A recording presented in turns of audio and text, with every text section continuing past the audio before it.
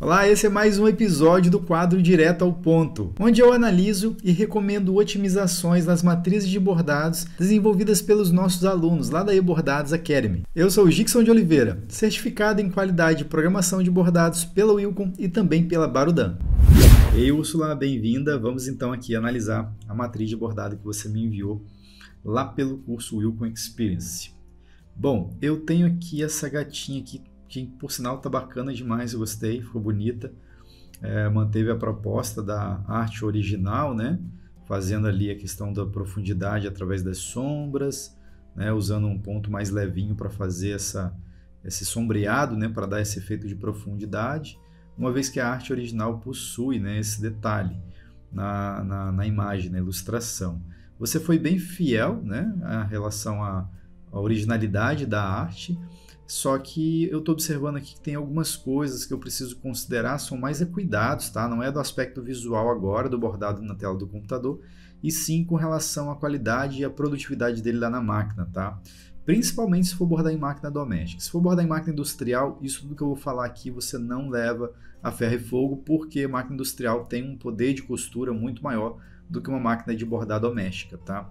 Mas para bordar a máquina doméstica você tem que ter um certo cuidado e alguns aspectos da programação, e é isso que eu vou tratar com vocês especificamente nesse vídeo aqui, tá? Então vamos lá, já fiz a comparação entre as duas aqui, eu vi que está bem fiel, isso é muito bom, mas agora a gente vai analisar a questão produtiva do bordado. Eu vou dar um zoom aqui, vou até tirar esse vetor do lado aqui, eu vou esconder ele, né? Para a gente focar aqui na programação do bordado em si. A quantidade de cores eu gostei também, porque você repetiu poucas cores, então, por exemplo, eu consigo perceber que só o branco, você repetiu o branco 3 vezes, mas por uma questão de profundidade, ordem, não tinha muito realmente o que fazer, porque você borda o branco no primeiro momento, aí depois borda o vermelho aqui do chapeuzinho, depois borda os detalhes do vermelho do sombreado, que tem que ser depois do chapeuzinho plano ali, e depois vem o branco, dando alguns acabamentos, que tem que ser por cima do branco anterior, né, nesse caso aqui. E por final o branco repete lá no finalzinho, que são os detalhes dos olhos e desse pomponzinho dele aqui. Beleza, então eu gostei dessa questão da distribuição das cores, sem muitas repetições de cores, com exceção do branco. Mas tá beleza, o bordado ficou bem, nesse sentido, bem otimizado com relação à ordem das cores aqui. Gostei bastante. Agora vamos colocar para redesenhar devagar, para a gente observar o bordado, a programação do bordado, a lógica de programação que você usou dessa matriz de bordado aqui num todo, para a gente ver como é que foi feito. Vamos lá então. Vou acelerar um pouquinho mais aqui para o vídeo não ficar muito lento. Beleza, está fazendo ali a estrutura dele, fez a parte de baixo. Como você usou pontos leves, né, que é aquela densidade a partir de 0,80, você não colocou ponto suporte tatame. Então isso foi uma decisão muito certa da sua parte, porque senão o ponto suporte fica aparecendo por entre os pontos, né? E aí, em contrapartida, você já precisou trabalhar com um ponto suporte corrido para a borda, para ele oferecer algum tipo de travamento para o tecido, que inclusive é importante, porque senão pode desencaixar os objetos ou até mesmo o contorno dos preenchimentos ali. Então eu gostei de você ter trabalhado esse ponto suporte corrido para a borda, tá? Ele é importante. Ele não é tão bom quanto o tatame, obviamente, mas aqui, como a gente está com uma proposta de pontos mais leves, o tecido não vai ser repuxado tanto. Então a gente considera que isso é possível, mas temos que tomar cuidados, né? Somente na regulagem da densidade do fio lá na máquina de bordar. Se a máquina não estiver regulada, isso aqui não vai dar certo, tá? Então é preciso, além de uma boa programação, a máquina tem que estar com as regulagens corretas de tensão de fio, relação de densidade de linha superior com linha inferior e tudo mais. Eu gostei sim da programação, a lógica ficou bem boa. O contorno, não preciso nem falar, porque você tem caprichado em todas as aulas que eu faço essa revisão das suas matrizes. Você tem tido um capricho enorme em seguir a nossa metodologia lá do curso da ramificação manual, que é a otimização de contorno que a gente ensina. E aí eu consigo perceber que você está aplicando isso muito bem. E com isso os contornos não ficam cheios de cortes ou cheios de salto para tudo que é lado, fazendo com que o bordado, após finalizado, fique com um aspecto não só bonito, como altamente produtivo e limpo, facilitando inclusive a finalização do acabamento da peça após ser bordada, né? Então não preciso nem de citar isso aqui, porque você fez da maneira corretíssima aqui o contorno, tá? A única coisa, Úrsula, aqui que me preocupou nesse desenho, deixa eu ver o tamanho dele, ele está com 14 centímetros de altura, por 10,5 de largura. Beleza, é um tamanho bacana, não é um tamanho exageradamente grande, e ele também não é tão pequeno para a gente se preocupar com alguns detalhes do desenho, né? Não é tão pequeno, mas ainda assim a gente deve se preocupar com esses detalhes, mesmo que o tamanho nos permita, tá, ter liberdade de trabalhar com alguns objetos e tudo mais. Só que é complicado o tipo de ponto que a gente trabalhou, que você trabalhou aqui em alguns objetos. E eu vou citar quais deles, sendo mais específico, para você considerar essa alteração, justificando uma melhora produtiva lá na máquina de bordar. Tá? O desenho está todo perfeitinho. A única recomendação que eu poderia fazer aqui para melhorar e otimizar isso, principalmente se você for bordar esse desenho, esse gatinho, numa máquina doméstica, são os olhos. Tá? São exatamente os olhos aqui, essa área dos olhos, que eu vou inclusive selecionar apenas os olhos aqui, eu vou dar um Shift S, porque eu quero focar na visualização apenas desses elementos aqui, para fazer essas recomendações para você, tá? Vou te mostrar aonde pode ter o problema aqui. Bom, o primeiro deles é com relação a esse contorninho preto aqui, ó, esse de dentro, tá? Os dois olhos, eu vou tratar um olho só, porque você usou a mesma técnica para os dois, né? A mesma aplicação de pontos, as mesmas configurações, que inclusive é o que faz sentido, você usou igual para os dois. Então eu vou considerar tudo olhando para um olho só, né? Vou fazer essas recomendações olhando para um olho só e, obviamente, na hora que você for aplicar essas alterações, você vai fazer nos dois. Beleza? A primeira delas é pense na hipótese, tá, de substituir esse ponto cheio que eu estou selecionando aqui. Eu vou dar um localizar aqui para você identificar, tá vendo? Pense na hipótese de substituir esse camaradinho aqui por um corrido simples, tá? E um corrido simples mesmo, tá? Basicamente é isso aqui, ó. Fazer esse contorninho em corrido simples. Talvez com apenas, no máximo ali, 2 repetições. Então faz um corrido simples e aplica uma duplicata, né? Duplica esse objeto, fazendo com que ele tenha uma dupla passada de fio. Ou seja, ele vai costurando com o corrido simples e volta com o mesmo corrido simples, e seria suficiente. E aí a gente consideraria aqui nessa recomendação, remover esse ponto cheio aqui. Tá? Então, essa é uma das recomendações. Dixon, agora, por que você está recomendando isso? Pelo seguinte fato, Úrsula, quer ver? Deixa eu avançar aqui. Pelo seguinte fato, se a gente pegar aqui a régua do Wilcon e medir, olha a distância que eu tenho desse ponto cheio. Tá muito pequenininho, tá?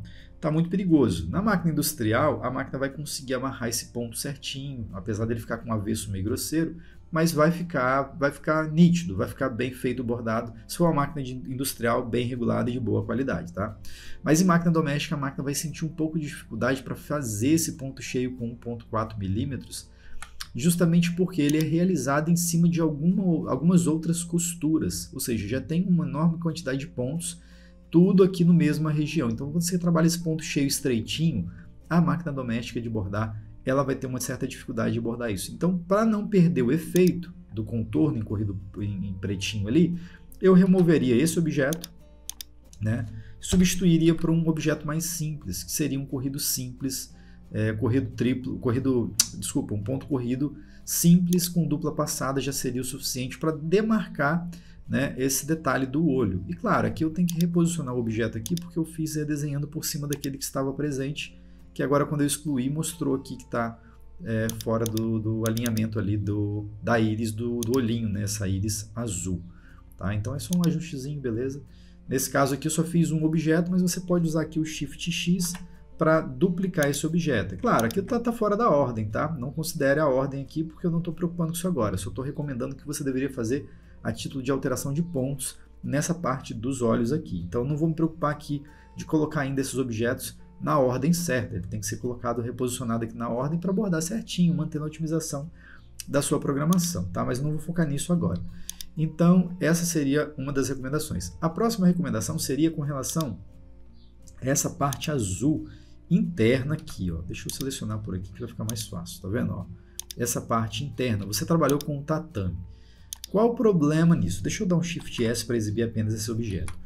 Eu entendi que você trabalhou com um ponto tatame, com espaçamento alto também, ou seja, o desenho não vai ficar tão carregado de pontos, já que é um objeto pequeno.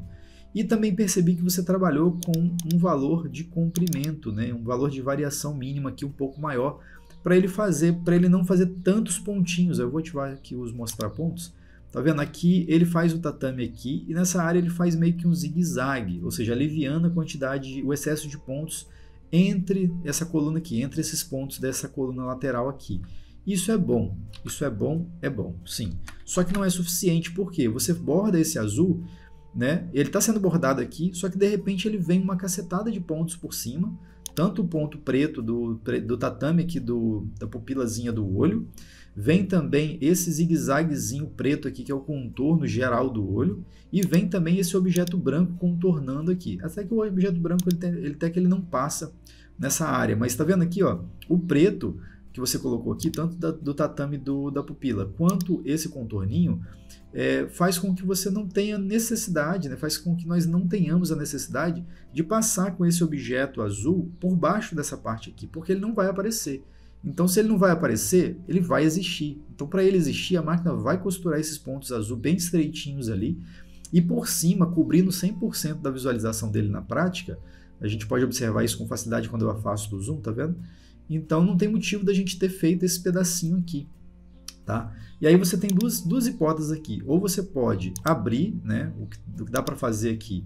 Aí eu vou pegar só esse objeto aqui, deixa eu aproximar ele. Uma recomendação, uma das recomendações, né? Uma delas seria você fazer isso aqui, ó. Pegar esse objeto aqui e dividir, ou seja, cortar esse objeto exatamente nessa posição aqui, ó, tá? E você não teria esses objetos pequenininhos aqui sendo realizados, porque eles nem aparecem no bordado, né? Então a gente vai pegar aqui a ferramenta faca para a gente fazer o recorte dele. Deixa eu pegar aqui a ferramenta faca, aqui ela está, e vamos fazer um recortezinho desse objeto aqui, ó, nessa posição aqui, e outro mais ou menos aqui, tá? Exatamente isso. Fiz esse recorte, pode ser que ele não tenha ficado ainda no formato correto, né? De certa forma ficou assim, tá? Deixa eu exibir só esse pedacinho do olho aqui. Vou dar um Shift S aqui, ó. Espera aí que não deu certo o que eu queria, não. Deixa eu só selecionar todos esses objetos aqui. Isso. Pronto. Aí aqui, ó, ele vai bordar exatamente até onde eu preciso dele. Daí para frente eu não preciso mais desse objeto. Então, espera aí que eu cortei o objeto errado. Parece que eu cortei o objeto errado. Deixa eu ver aqui. Eu cortei o objeto errado. Vamos cortar de novo aqui então. Ó, vou cortar esse objeto aqui. Pronto. Eu não sei se eu cortei o objeto que estava duplicado, mas basicamente é isso aqui. Eu fiz de novo com o objeto na tela aqui para você ver, tá vendo? Cortei essa partezinha, ou seja, nessa área aqui onde a gente vai bordar o preto, eu não preciso do azul. Então eu posso, inclusive, dar uma alongada aqui nesse objeto aqui do tatame, tá? Eu posso dar uma alongada aqui nesse objeto para poder garantir que ele vai encontrar o outro contorninho ali e a gente não tenha nenhum tipo de buraco aqui, igual tá vendo esse pedacinho aqui, ó. Só que, claro, eu tô com um zoom de 524%. Eu posso levar ele um pouquinho mais para baixo? Posso, tá? Posso levar ele um pouquinho mais para baixo, mas não tem a necessidade, ó, exatamente aqui, ó. Não tem a necessidade de levar ele exatamente até o limite aqui do preto, porque não vai aparecer. Então eu alivio alguns pontos aqui do bordado, não levando ele até lá embaixo, tá? Agora, uma outra possibilidade que a gente tem também, que você pode analisar, é a hipótese de substituir não somente esse objeto, como também esses dois aqui, ó. Substituir a aplicação do tatame para ponto cheio, tá? Para ponto cheio, que seria essa proposta aqui, ó. E claro, mantendo o espaçamento alto, conforme você já vem mantendo na proposta de todo o desenho, né? Eu começaria a trabalhar, aqui nesse caso, trabalharia, né? Começaria pensando na hipótese de trabalhar em 0,90, que é um espaçamento bom, mas nesse caso a partir disso. Então pode ser que você trabalhe com espaçamento ainda maiores para poder explorar bem essa questão do espaçamento, já que o objeto é tão pequenininho.